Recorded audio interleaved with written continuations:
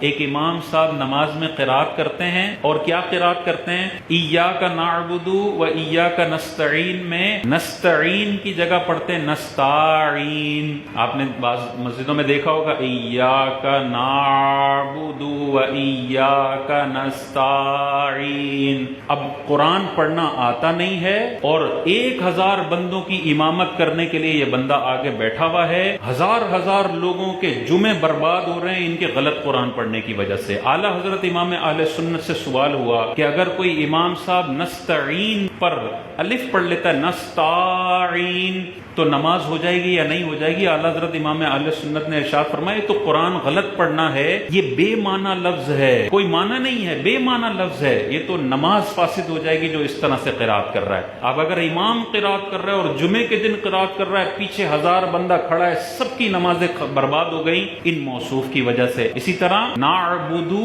میں عین ہے، وہ اللہ کے عین کو ختم کر کے یہاں حمزہ پڑھتے ہیں نعبدو نستعین۔ بھائی اللہ نے نازل کیا ہے عین، اور تم اپنی سستی اور جہالت کی وجہ سے اس عین کو حمزہ میں تبدیل کر رہے ہو۔ تمہیں کس نے اختیار دیا ہے کہ تم قرآن کے الفاظوں میں تبدیلی کرو؟ اور امام بنے ہوئے ہو تم۔ بندہ قرات سیکھے، اس کے بعد اتنی بڑی اپنے اوپر ذمہ داری لے۔ بعض مسجدوں میں نے خود سنا ہے الحمدللہ کی جگہ الحمدللہ پڑھ رہے ہوتے ہیں، ہے کو 2 چشمے والا ہے پڑھ رہے ہوتے ہیں۔ اب دیکھیں کتنا خطرناک معنی بن جاتا ہے اگر اس ہا کو کوئی 2 چشمے والا ہا پڑھ لے۔ الحمدللہ کا مطلب ہے تمام تعریفیں اللہ تعالیٰ کے لیے ہیں۔ اگر اس ہے کو کوئی 2 چشمے والا ہے پڑھ لے الحمدللہ، اس کا مطلب ہوگا تمام کمزوریاں اللہ تعالیٰ کے لیے ہیں۔ ایک ہے کو 2 چشمے والے ہے کرنے سے معنی کیسا کفریہ کلمے میں تبدیل ہو گیا۔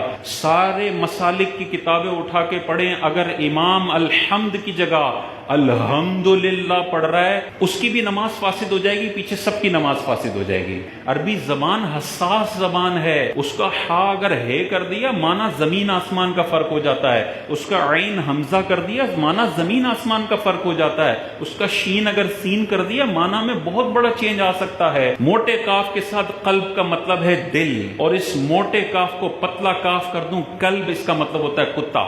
کتنا صرف ایک پروناؤنسیشن کے چینج سے معنی میں زمین آسمان کا فرق آ جاتا ہے۔ اللہ تعالیٰ نے جیسا قرآن نازل کیا ہے ویسا پڑھیں۔ ہاں اگر کبھی کوئی غلطی ہو جاتی ہے اور اس سے معنی میں بہت بڑا فساد نہیں آتا تو نماز فاسد نہیں ہوگی، لیکن یہ جو 2 غلطیاں میں نے بتائی ہیں نستعین یا الحمدللہ، اس سے تو نماز فاسد ہو جائے گی، امام کی بھی اور پیچھے سب کی۔ یہ امامت کوئی اتنا معذاللہ بیچارہ منصب ہے کہ جس کو مرضی دے دیا جائے اور وہ لوگوں کی نمازوں کا بیڑا غرق کرتا رہے، یہ ایسا نہیں ہے، یہ بہت بڑا منصب ہے، اسی کو دیا جا سکتا ہے جو اس کے لیے کوالیفائیڈ ہو۔ ہم دنیا میں ایک پیون بھی رکھتے ہیں نا تو دیکھتے ہیں کہ یار یہ کوالیفائیڈ ہے یا نہیں ہے، پیون کا کام صحیح کر سکتا ہے یا نہیں کر سکتا۔ اکاؤنٹنٹ رکھتے ہیں تو اس کے لیے دھیان رکھتے ہیں۔ دنیا بھر کی مسجد کمیٹیوں کو غور کرنا چاہیے، امام اگر وہ رکھ رہے ہیں اس کی قرات کو کسی اچھے قاری کو چیک کروائیں۔ بعض اوقات مسجد کمیٹی میں بھی یہ صلاحیت نہیں ہوتی کہ قرات کو چیک کر سکیں، کسی اچھے قاری مفتی صاحب کو چیک کروائیں، اگر پرفیکٹ ہے